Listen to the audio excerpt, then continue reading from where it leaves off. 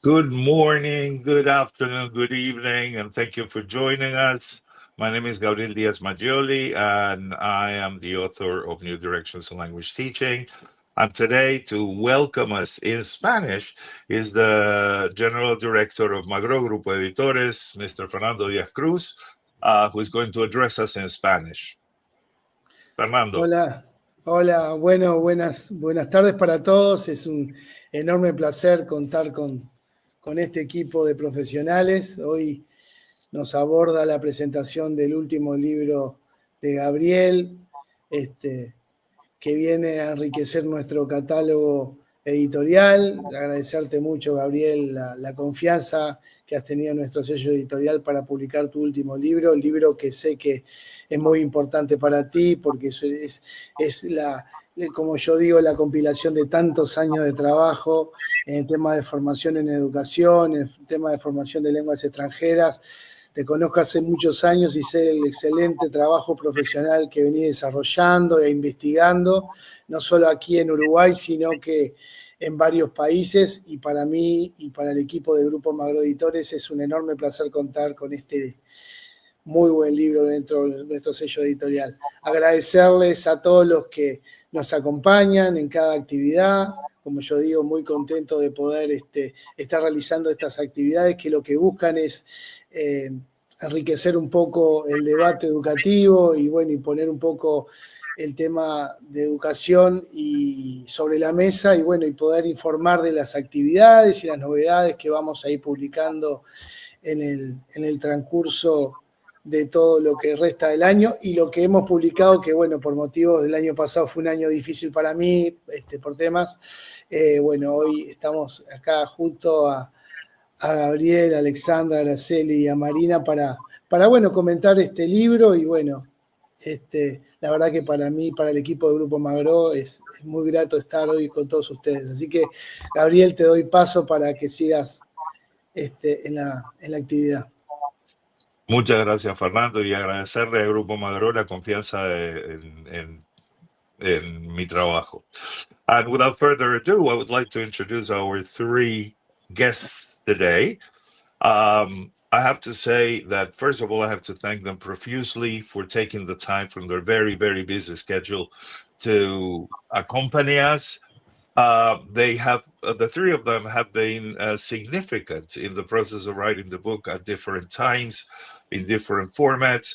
And I would like to introduce, I'm going to start with Alexandra Popovsky, who's from North Macedonia, is the current vice president of IATEFL and a good friend. And we've written things together. And more recently, we've published an article in a seminal book on English as an international language and language teaching associations. And I have to thank her for her input in that chapter and for supporting the project. We served together on the board of trustees of IATEFL, and it was a pleasure to learn from her. So thank you, Alex, for being here. Then we have Araceli Salas from the Benemérita Universidad Autónoma de Puebla, not just the director of the Masters in English Language Teaching there, but a dear, dear, dear friend. We go back many years, and again, an accomplice of many educational adventures. So thank you, Araceli, for being here. And last but not least, Marina Gonzalez, who's more than a colleague and a friend. She's my chosen sister in life. She currently directs the Profesorado Universitario de Inglés at Universidad José C. Paz in Buenos Aires, Argentina. And again, she's been one of my greatest advocates and the staunchest of my critics. So thank you, Marina, for being here. Now, what we are going to try and do is talk about this book, not theorize, but just talk about the book. And I thought it would be fitting for me to explain the process of the book very briefly, so that I can then pass it over to my colleagues here to make the critical reading of the book. This is a book that somehow was born out of a need to redefine my role as a teacher educator. During the pandemic, I started teaching online, something I have been doing for many years, but in different formats. And here in Europe, we're very fortunate that because we had the one laptop per child program, we've had it since 2007, the transition from on-site to online teaching was smooth. However, trying to get future colleagues who were just starting their careers to actually comprehend without the help of them being able to go to schools to see teachers teach and to do teaching practice was quite a challenge. So I started developing some materials for them and trying to get them to give me feedback, whether this helped them learn, whether it didn't. Then a few of my colleagues here, like Mercedes Alonso, Nico Dantas, Vicky Frade, we are very dear colleagues from the college where I teach. They also looked at the materials, they gave their opinion, and eventually what I had was what I consider to be a good set of materials to mediate teacher learning online at the beginning level. And as I say in the preface, I wrote the book that I wish I had had when I was beginning my career 43 years ago. So it was a labor of love. The book is dedicated to my students, and it acknowledges their role in the development. I name them in the forward and in the thank yous. And again, this is not a book that I wrote to theorize about language teaching. There was a co-construction with student teachers in my neck of the woods, which I hope will resonate with colleagues around the world. So without further ado, I would like to give it over to my colleagues to tell us what they think about the book and start the discussion. Gabo, can I start? Is that okay? Absolutely. Yeah, I would just like to start with what you actually wrote in your personal note from the author. And you said that you describe yourself as a teacher who applies the lessons learned in the classroom to his many professional roles. And I think that this really resonated with me when I first opened the book, because I'm a teacher. And I think that whatever we talk about, wherever we talk about teaching, more specifically English language teaching, it needs to be connected to the classroom. We cannot talk about learning and teaching outside the classroom. So what I love reading are books that are written by real classroom teachers, practitioners, because sometimes I feel that there is a disconnect between, the academic research that is being done by university lecturers, etc., and researchers, and what actually happens every single day in the classroom anywhere in the world.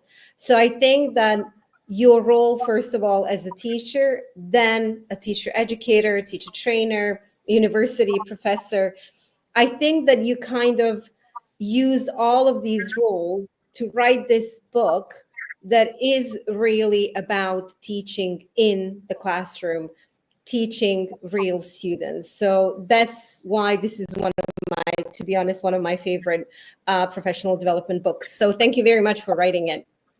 No, thank you for your comment. And there I have to thank Ada and Marina, because we are part of a movement in Latin America that seeks to have one foot solidly grounded on research and the other one solidly grounded in the classroom.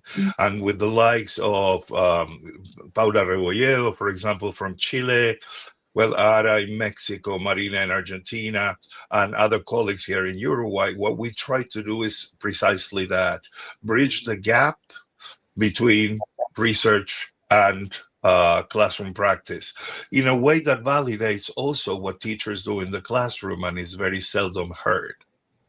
Yeah, I agree. So thank you for that comment. Yeah, I would like to add something about that, if I may. Sure. I don't know if it was Ara, you wanted to speak first? That's okay. I All can. right. Yeah, No, that's okay. Go ahead. All right. Just on this comment that Alexandra made, that was I've been reading Gabriel's work uh, for many, many years, and my dog barks, and it That had to, makes it real. but it was interesting. I mean, one thing that that caught my attention was the fact that we could find in writing a stronger voice, a voice of Gabriel, which we have heard many times, but not read. I mean, I think that in this way, this book is a moment of a mature Gabriel, who is like synthesizing a lot of the things that he has been going through, which is in a way, I mean, from a reader's standpoint, right? What he somehow said as regards how the pandemic affected him and how it shook his world and made him, and it really pushed him towards a moment of synthesis. I mean, even though the book is initial teacher education, it's for me, it's for all readers. It depends on how you deal with it, because each paragraph, I mean, you select one paragraph and you have thousands of concepts of theory which have been chewed, digested, and made accessible to all, right? But there is a lot there. So that's one thing I wanted to add to what Alex mentioned. Yes, well, I would like to add that, yes, I could hear your voice, but you know what was very, very interesting? That you were talking to us as colleagues, as peers. It is not about instructing. It's not about preaching. It's about sharing all the knowledge that you have been accumulating and digesting and make it, as Marina was saying, and making it possible for us to understand, and that's what I liked the most. Then I saw this scaffolding, and scaffolding is a very important concept because scaffolding is helping, easing the way for the others, and not only telling them what to do. So what I like about the book is like you put readers at the same level. So you just push them a little more with so much knowledge, with so much concepts. I have to confess that I had to go and check some of the concepts because I don't know where you got all that.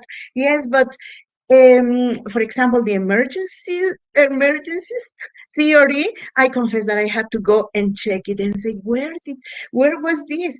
But the most beautiful is that you are putting this book in the hands of teachers. And I agree completely. This is not just for beginners, for initial teachers in their first years of in the classroom. This is for everybody. I was completely absorbed in the reading of the book because it covers so many concepts, so many things, from like in preparing teachers for the real world. Yes, from the initial chapter, you say which English is better. We always get that question, and you give us tools to answer, to make it part of the English spoken everywhere in the world. I like the way you talk to us, not as I said, instructing, just making us curious to continue learning and continue developing. So thank you very much. I really, Oh, really don't think this is your final book. no, This is going hopefully to be. not. No, you are. I'm sure that by writing this, you already started thinking about the next one. Okay, this is my initial comment. Thank you. You know, something that Ada's words reminded me of, and it has to do also linking it with what you mentioned in terms of our movement in Latin America, was this Freirean concept when he wrote the Art of Reading, right? Instead of as regards the fact that when you read somebody who by reading wrote the book, ¿no? Uno lee a alguien que leyendo escribió este libro. And that's something that strikes out, as Araceli says. It's accessible, but you see that you could read like a lot more of things because many concepts are related, and they're not concepts cited lightly, right? Everything has grounds, and then it's like a possibility. It took me back to your concept of fractals, right? It's always opening and opening and opening. Which you can stay in at one level, but if you want, you can unfold it in many ways. I saw myself as a bricoleur in writing this book because there are certain things that by principle I decided to include in the book. If I were to be true to who I am as an educator, I had to imprint that in whatever I wrote. First thing is, thank you for bringing up the scaffolding, Ara. But as you know, I'm a social culturalist. I thrive in terms of mediation. Mediation to me, in the Vygotskian sense, and scaffolding in the Brunerian sense, are to me what defines good teaching from bad teaching, because it's this creation of an intermental space. The other thing is, I'm so thankful for this particular comment, because my intention was to co-construct a text with my students. So I'm glad that it shows. There was a process, a very iterative process of creating materials, testing them out in the classroom, trying to see whether they worked or they didn't work. And right after the pandemic, when we went back to the classroom, the biggest challenge was, will these hold outside a virtual environment? And it did. Another thing that I try to imbue is, I'm like Descartes. I only know that I know not nothing, but very little, right? And everything that I've done has been inspired by somebody who came before me. So I had to pay homage to the people I've read and the people that whose theories have impacted me profoundly. That is why when it came to the moment of deciding on the sources I was going to use, I didn't skew old books, because to me they're classics, right? Citing Dewey, I mean, who cannot not cite Dewey when talking about experiential learning? But then looking at people like Christina Brad Polston, who was one of the leading figures of the audiolingual movement in the United States. She has a book which is all about drilling, and it's the most profound book on meaning making that I've read in my life. And it's a book about drilling, but it's about making meaning. So I said, why leave her out? And then the other thing is, I had to confess to some kind of bias, because one comes from a particular perspective, and my reading of Freire, my living of Freire's work has been paramount in my life as a professional and as a person. So because of that, I tried to imbue everything that I wrote of that thing. But there's another thing as well, and it was that when writing the book, one of the first reactions I got was that, well, this is very good, but are you really thinking about initial teacher education, right? And many people said, who saw the first version of the first chapter, maybe the English is too sophisticated. So I had to make an executive decision. I tried to write down the language, if you wish. And it took me about 6 months to go through chapter 1, right? And then there's a reality. There's an AI tool that can help you somehow simplify the language. And one thing that ChatGPT does well, and did well at the time that I used it, which was at the very, very beginning, 2022, 2023, was to bring down the language. And I learned a very important lesson that I put in the technology mediated learning chapter, which is that ChatGPT just does a language based thing. but it depersonalizes everything. So I know that there are chapters in which the bringing down the level of language to B2 level, so that is where our students generally are when they start methodology, is an advantage, but it's also a limitation of the book, because I know that sometimes maybe the ideas do not transpire too much or too clearly. I think there are very few occasions when that happens. But again, it's keeping up with the times and showing ways in which the students themselves can use these tools. And we did it. We used AI to generate lesson plans and then teach the lesson plans, and they never worked.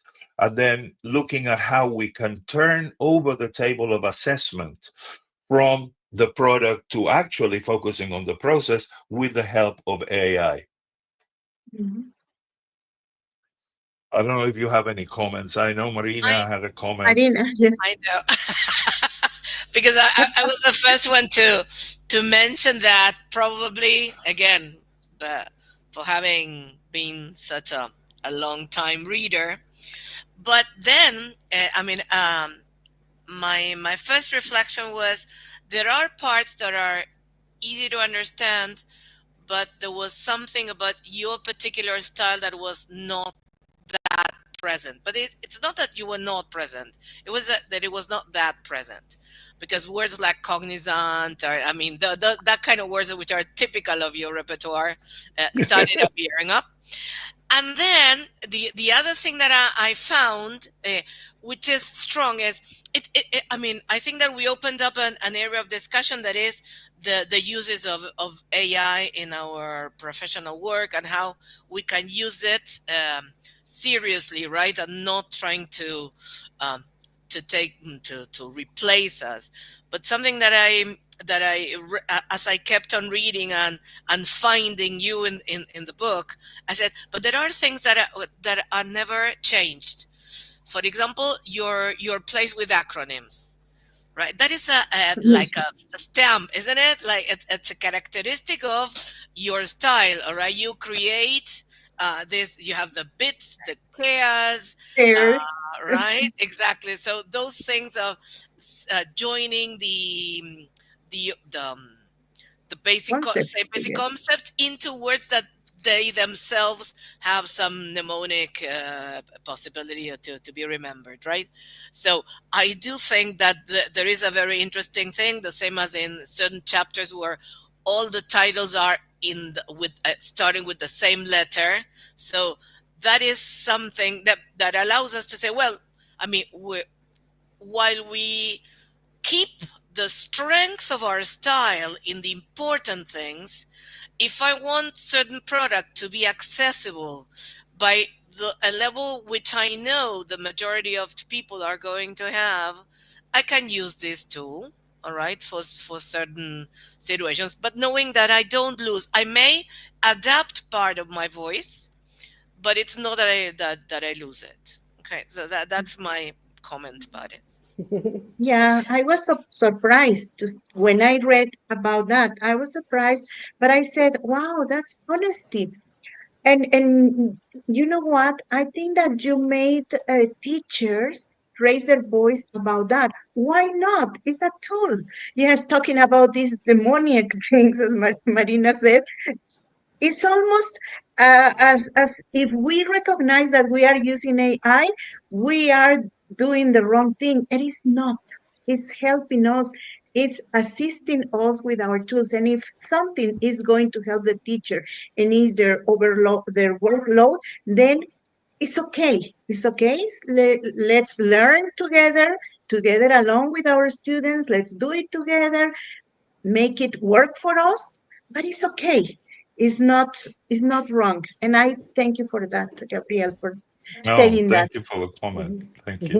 I Um, thought he had, yeah, sorry, go ahead, Alex. No, Gabo, I just wanted to say two things about this. First, I think that we forget that sometimes we do really need to grade down our language. Okay, I found myself in situations in teacher training context where I had to grade down my language because sometimes I feel that some authors use, all of these very serious, very academic, very lofty words just to show off, to be honest. But actually, we need books that any teacher, any student who wants to become a teacher can actually read and understand. Second thing about the use of AI in this case is that I'm very happy that it's very transparent, because that connects with the ethics when it comes to the use of AI, because I feel that a lot of us, a lot of people are embarrassed to admit that they are using AI on a daily basis. But if you use it properly and transparently, there is no shame in that. There is no shame in admitting it. And I think that AI is just a tool, and we should see it like that, and we should use it as a tool, only as a tool, because nobody can replace your voice. Your voice is Absolutely. your own. Yes. So use it as a tool, be transparent about using it so that you work in an ethical way and keep your voice. So I'm really happy that I think this is the first book that, or maybe, or anything that I've read lately that really openly says that AI has been used for this and that. And I'm very, very grateful to you, Gabo, for that, because I think it's important that we start talking about the use of AI Oh yeah. more Yes. openly, so that we actually have that little note somewhere, at the end of our chapters or books that says, I've used AI in this or that way. So transparency is the key. Ethical use of AI is the key, but also keeping your voice. And I'm very happy that you kept your voice alongside the use of AI. Yes. Believe me, it didn't make my work easier. On the contrary, it complicated it a lot, because I've written the original manuscript, addressing directly the reader, the student, and talking about when you go into the classroom for the first time, you may see this or you may see that. Then when I submitted it to ChatGPT in those days, it wouldn't transform or bring down the level of the whole chapter. You had to do it in sections. So what I got was a linguistic model responding to a linguistic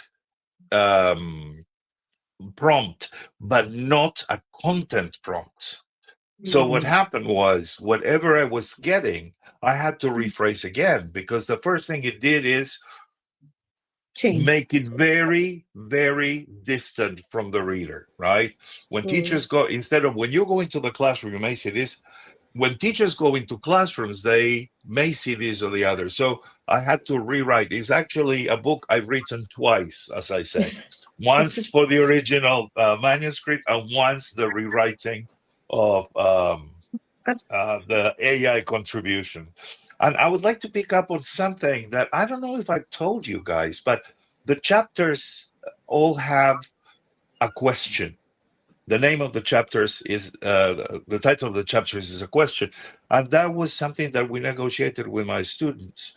Whenever I gave them the text and the tools that I prepared, I asked them, okay, what would you call this chapter? Right. And then after we had a series of potential titles, I asked them, well, but what question does the chapter help you answer? And then we turned the statements into questions, and then we voted through a Google form for the best, always thinking, okay, imagine a colleague from another class who is learning this for the first time, what may they ask? So the questions also have a very important presence of the students there. I actually like that, Gabo, because it really makes you think even before you start reading the chapter, right? So it kind of, for those of us who have teaching experience, it just kind of takes us back to some things that we might not have thought about for a long time, like I'm currently looking at chapter 3, how can we use assessment to scaffold our students' learning? And then, I went like, so how do I personally do that? Can I do it? Am I doing it the right way? Can it be done in this context or that context? And I think for less experienced teachers and students, teacher trainees, I think that it really kind of first makes them think, even though they might not have teaching experience, but maybe based on their readings or whatever. And then you just kind of dive into this really, really well explained issue, let's say. And it also has the practical aspect. And I absolutely love that, like some activities that maybe you can use, try with your students, or this is how this approach is done in the actual classroom. So it kind of connects well everything. This first, the chapter, the question, and then the whole chapter, and then the practical aspect, and all the suggestions and ideas that you share. So as I said, I think this is something that an extremely experienced teacher can read and still, go like, oh, right, that's why I do this, I forgot. Or like, oh, maybe I should start doing this a little bit more. So I think this book is really a great resource for any level of experience. Thank you. Yes, what I found was surprise after surprise. First, I was reading and questions, and then the lesson plans, and then the rubrics, and then concepts, and then it is surprise after surprise. What the book made to me was to boost my imagination, my creativity, and my reflection. This is how it should work in a classroom. We need to surprise students all the time. Keep the surprise factor all the time. And you did that with the book. I was like reading, and then I saw some ideas for lessons, and then I found the rubrics and lots of rubrics, and then concepts that I didn't know. So yes, it's surprise after surprise that readers, and no matter how long you have been teaching, you will be surprised by reading this book.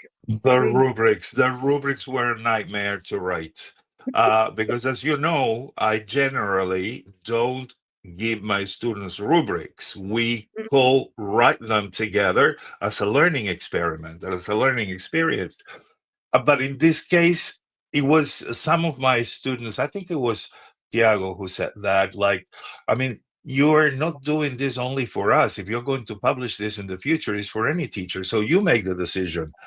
And oh my God, that was the toughest part. And also deciding who the rubric would address. Because yes, I present some lesson plans. They are not actual lesson plans. I know that you've noticed that there's no chapter on planning, because I find the kind of lesson plans somehow very structured. But the idea is, what is a lesson and how do we go about a lesson? What decisions can we make based on students' needs? And so sometimes I said, well, here the reader might need a rubric for themselves as a teacher. Another time, they may need a rubric for what the reaction of the students is. And the two rubrics I'm very proud about, because I had to write them from scratch, have them validated by colleagues in Spanish, not in English. So I wrote them in Spanish first, then I translated them to English. Are the ones on the last chapter on classroom management, on behavior management, which is a rubric for the teacher as a good scaffolder of good behavior in class, right? Of the behavior we need so that they learn. And also one about the students, right? What they would see as good behavior in the students. Those are the two rubrics that were the hardest to write, the most fun to discuss and validate, and the ones I'm most proud of. But then the lesson plans, I try to keep them simple.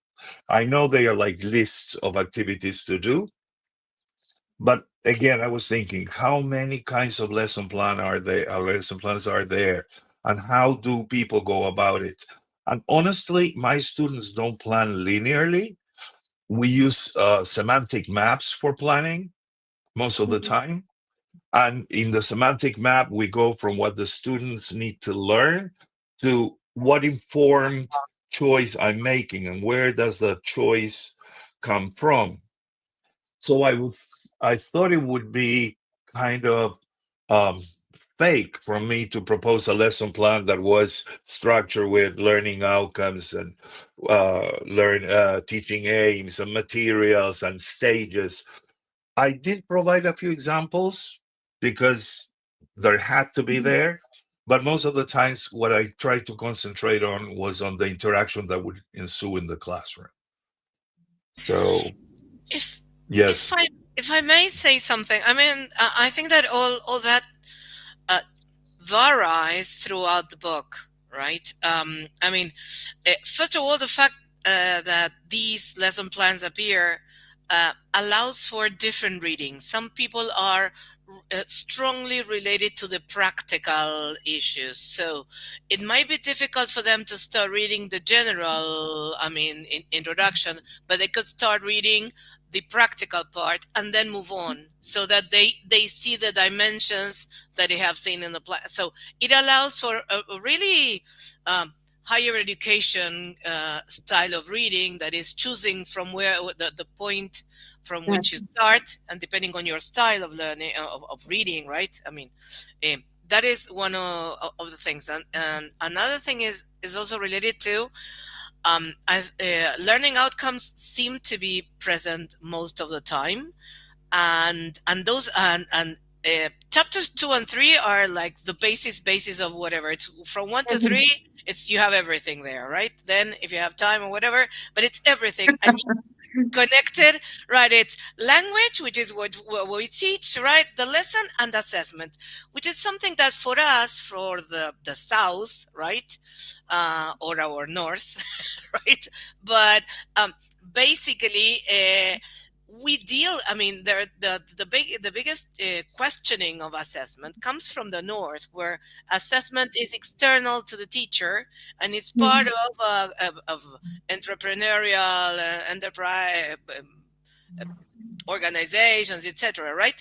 But in our cases, in our classrooms and the whole Latin America and many other parts, the teacher teaches and tests and has to be accountable for what she does, right? So then connecting these two chapters so early in the book, I think that it's also a key point, right? And it's very important for those who are learning to teach and say, well, okay, if you have, at least if you understand what's here, all right, if we agree on this, we're fine. Then we have a lot of other things to keep on discussing, but these are the basics, and connecting, teaching, learning, and learning outcomes with the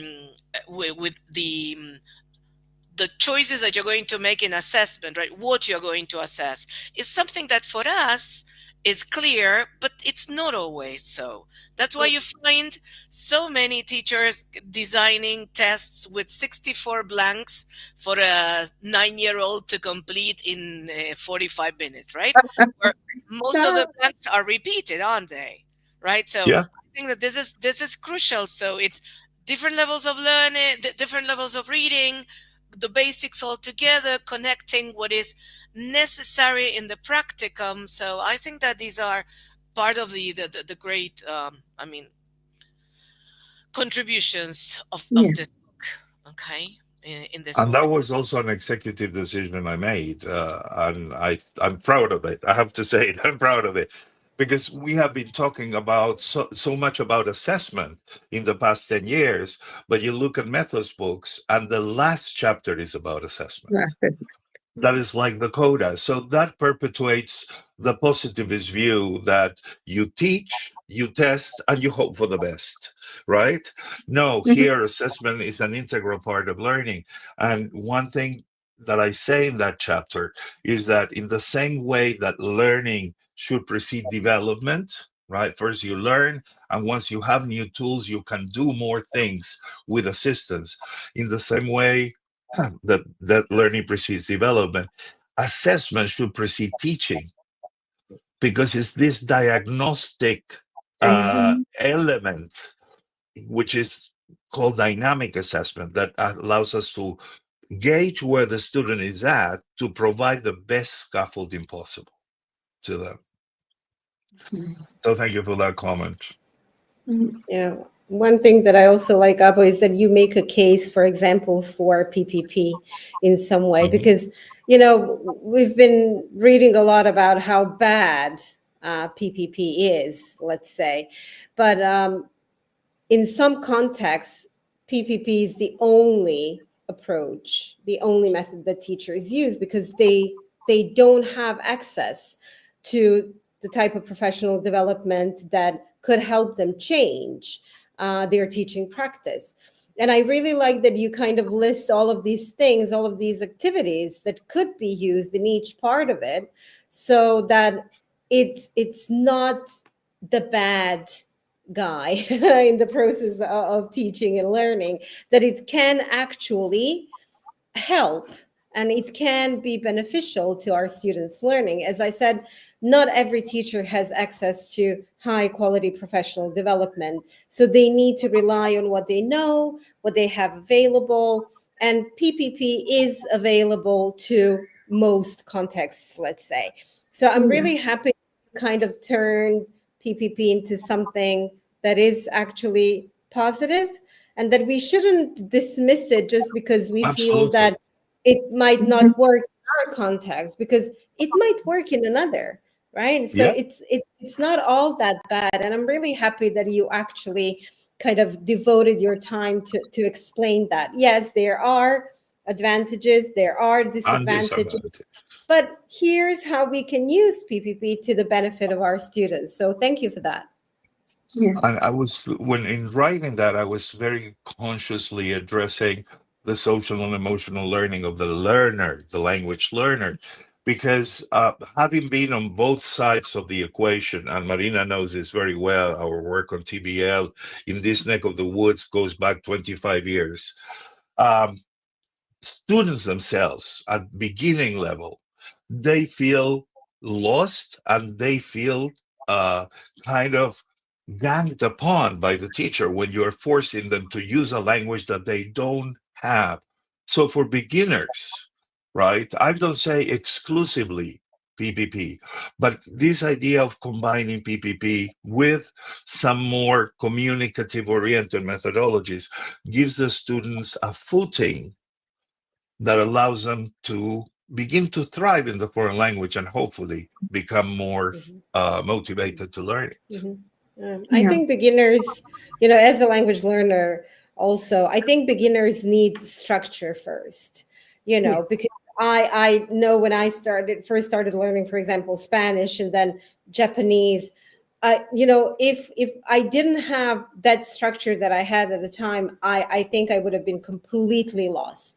You know, Spanish, yes, language that you can hear on TV, etc. in my context, but Japanese, Is completely different from everything that I had known before.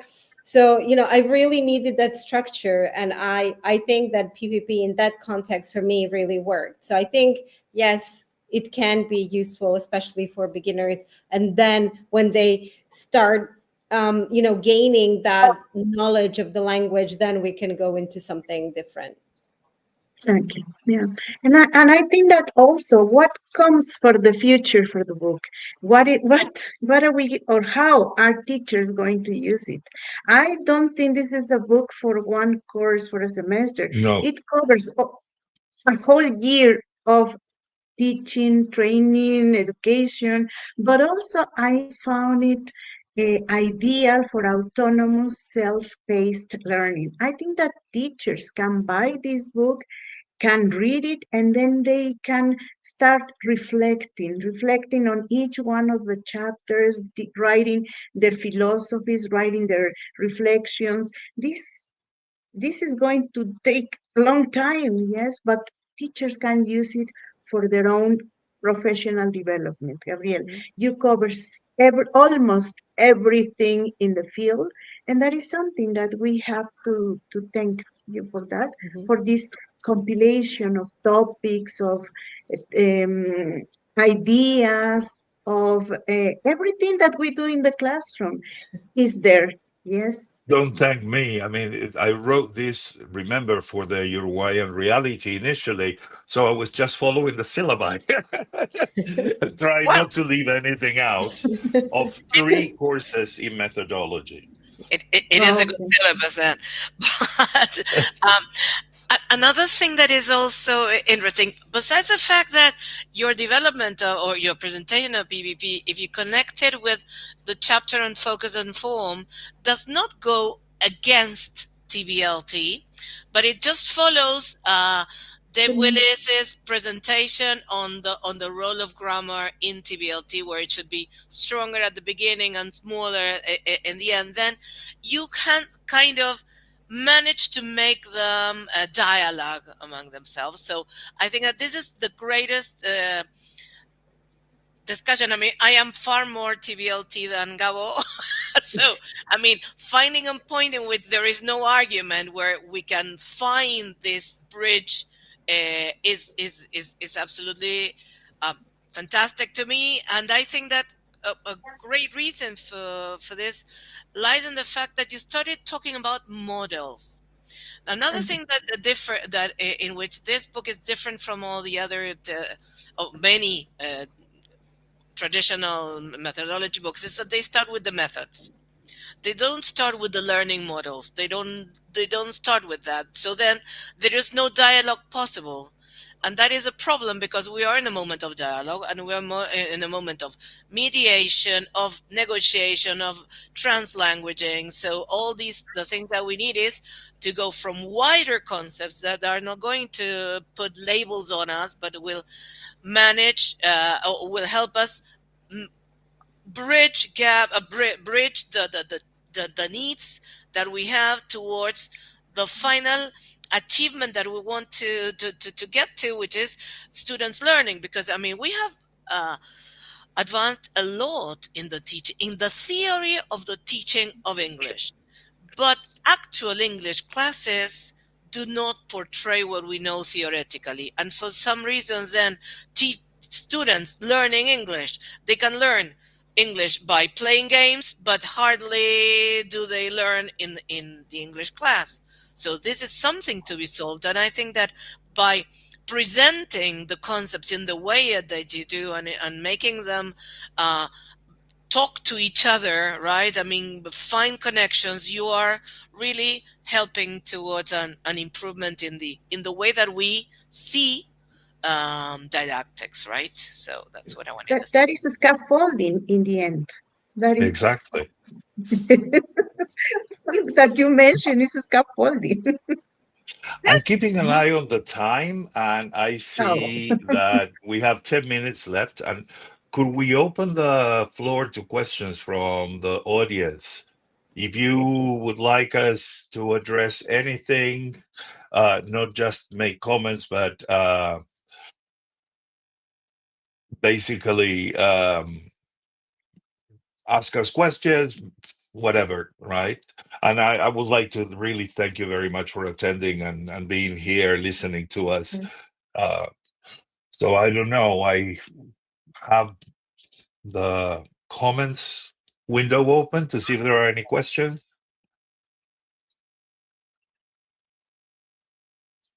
Thank you, Clau. Thank you for that.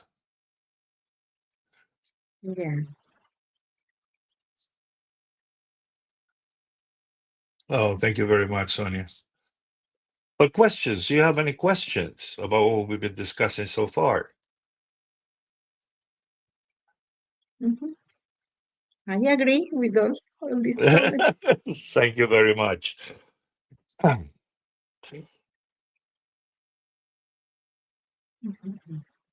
No questions. Either we were very clear or completely cryptic.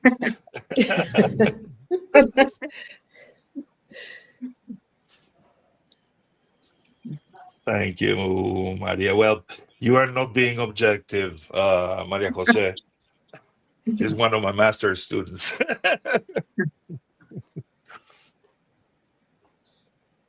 Okay, one thing that I would like to do is to, first of all, profusely and from the bottom of my heart, thank my three colleagues here for their comments.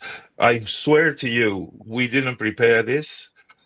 We just said we each comment on things, and that's it. There is a The question. second, There are two okay, questions there.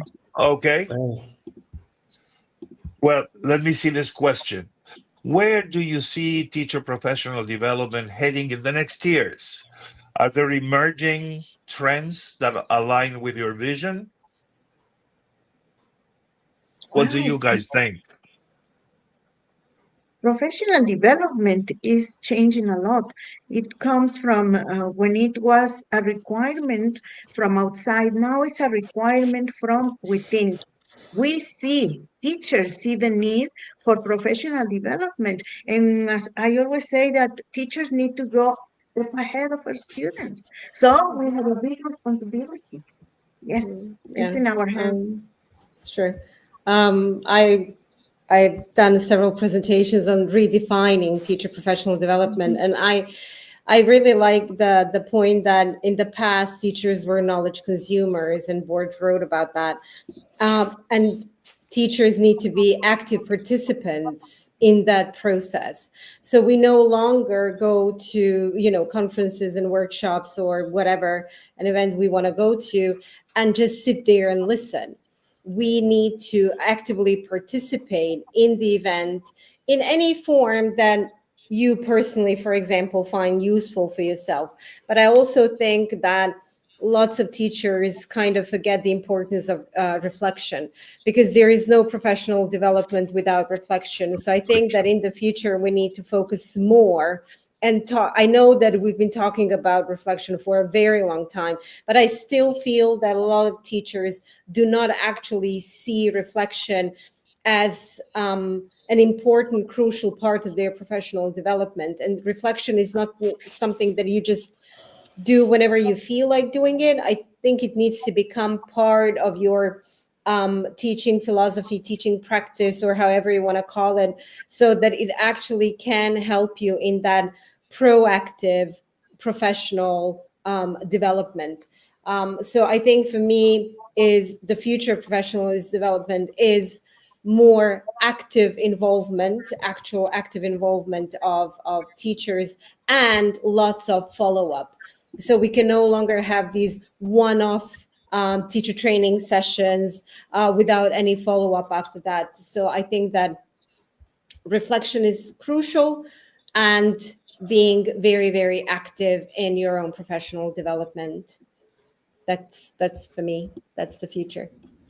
Yeah, I would add that a feature I would like to see is more teachers engaged in research. Yes. I mean, in our kind of research, I know that our kind of teacher research is not necessarily, and belonging to a university, I know what I'm saying, is not so interesting, right, for the academic world in their understanding of what the academic world is. But we do have a voice, and we do have many things to say and many things to think about. So I would like to see that also, because it would embody many of the things that Alex just mentioned: reflection. I mean, well, basically reflection and organizing and working in groups, which is also something that sometimes teachers do not have the possibility to enjoy. Yeah. Absolutely. In the future, each teacher will construct his or her own knowledge according to their context. And yeah, research is necessary. Mhm. I agree. Absolutely. And I would direct you to try and find online Daniel Sherry's plenary at IATEFL 2025, because that is, to me, seminal work in terms of ideas for validating what the teacher does in the classroom and how the teacher researches that. We have a question here from Cecilia. Where are we going as a teacher of future teachers? I also think that there's a gap there that needs to be addressed, and that is the fact that from all the human endeavors, let's say in all the disciplines, there is a pedagogy to develop the discipline. It's part of the semantic structure of the discipline. Yet in teacher education, we don't have a pedagogy as such. We have powerful empiric evidence that, for example, loop input works, or that input sessions help appropriating skills. But we don't have a pedagogy of teacher education as such. And that is something which I feel teacher educators should engage in discussing more broadly in the near future, right?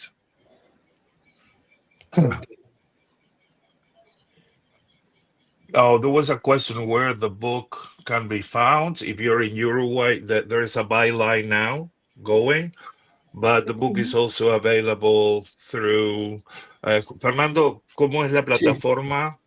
La plataforma online. La plataforma para el libro digital.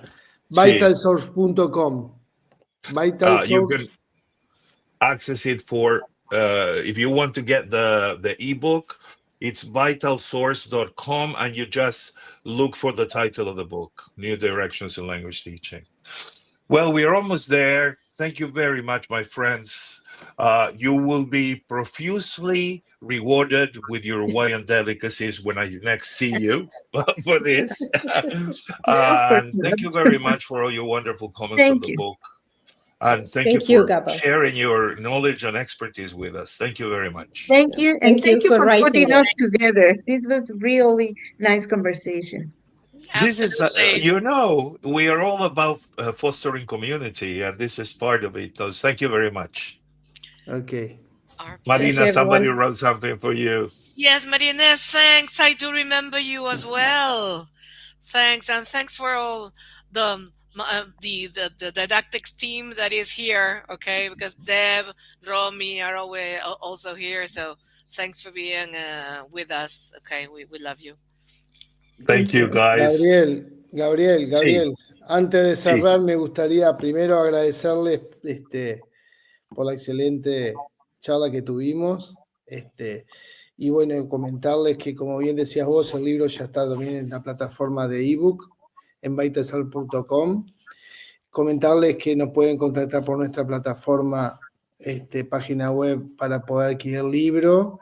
Y bueno, el libro ya está disponible en toda América Latina y en España por intermedio de Amazon, de Mercado Libre, de Busca Libre, así que el libro está disponible para todos.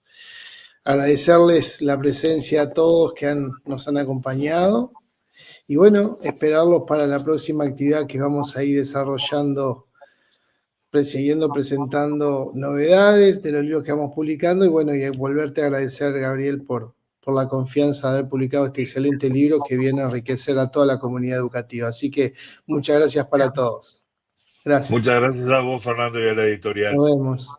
Bye. Gracias a todos. Bye, Bye, everyone. Gracias. Bye-bye. Bye.